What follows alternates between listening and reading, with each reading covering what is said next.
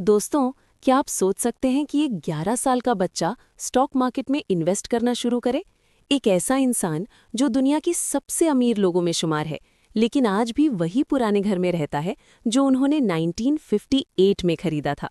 हम बात कर रहे हैं वॉरेन बफेट की। आज के वीडियो में हम उनकी लाइफ के उन सीक्रेट्स को जानेंगे जिन्होंने उन्हें इन्वेस्टमेंट का जादूगर बनाया। अगर आप भी फाइनेंशियल फ्रीडम चाहते हैं तो ये वीडियो आपके लिए एक मास्टर क्लास होने वाला है। बफेट का जन्म 1930 में नेब्रास्का, यूएसए में हुआ था। उन्हें बचपन से ही नंबर्स और बिजनेस का शौक था। पता है उन्होंने पहला बिजनेस क्या किया? उन्होंने च्युइंगम और कोको कोला की बॉटल्स बेची और घर घर जाकर न्यूज़पेपर डिलीवर किए।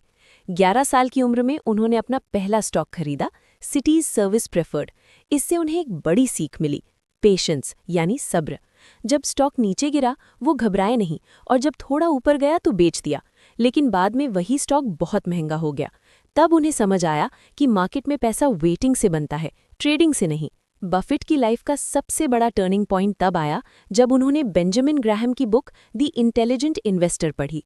ग्राहम उनके मेंटोर बने और उन्हें सिखाया वैल्यू इन्वेस्टिंग। इसका मतलब है किसी कंपनी को तब खरीदना जब उसकी असली कीमत यानी इंट्रिंसिक वैल्यू उसकी मार्केट प्राइस से ज्यादा हो। बफेट ने सीखा कि स्टॉक मार्केट कोई गैम्बलिंग नहीं बल्कि बिजनेस का हिस्सा बनना है। क्या आपको पता है बर्कशायर हैथवे पहले एक टेक्सटाइल यानी कपड़े बनाने वाली कंपनी थी? बफेट ने इसे खरीदा और धीरे धीरे इसे एक इन्वेस्टमेंट पावर हाउस बना दिया। आज इस कंपनी के पास एप्पल, कोका कोला और अमेरिकन एक्सप्रेस जैसी बड़ी कंपनीज के शेयर्स हैं। उनका सिंपल रूल है, पहला रूल कभी पैसा मत गवाओ और दूसरा रूल पहले रूल को कभी मत भूलो। अगर आप बफेट जैसा बनना चाहते हैं तो उनके ये 3 गोल्डन प्रिंसिपल्स हमेशा याद रखें। पहला है सर्कल ऑफ कॉम्पिटेंस। इसका मतलब है सिर्फ वही इन्वेस्ट करो जो आपको समझ आता है। बफेट ने सालों तक बड़ी टेक्नोलॉजी कंपनीज में इन्वेस्ट नहीं किया क्योंकि उन्हें उनका बिजनेस मॉडल समझ नहीं आता था। दूसरा है मोट। ऐसी कंपनीज चुनो जिनका मार्केट में कोई मुकाबला ना हो, जैसे कोका कोला का ब्रांड या एप्पल का इकोसिस्टम। तीसरा और सबसे जरूरी है पावर ऑफ कंपाउंडिंग।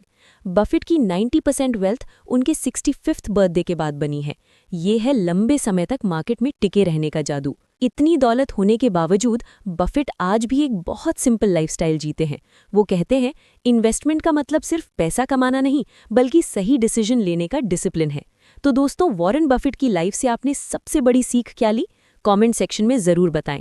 अगर वीडियो पसंद आया तो लाइक करें और ऐसे ही बिजनेस केस स्टडीज़ के लिए चैनल को सब्सक्राइब करें।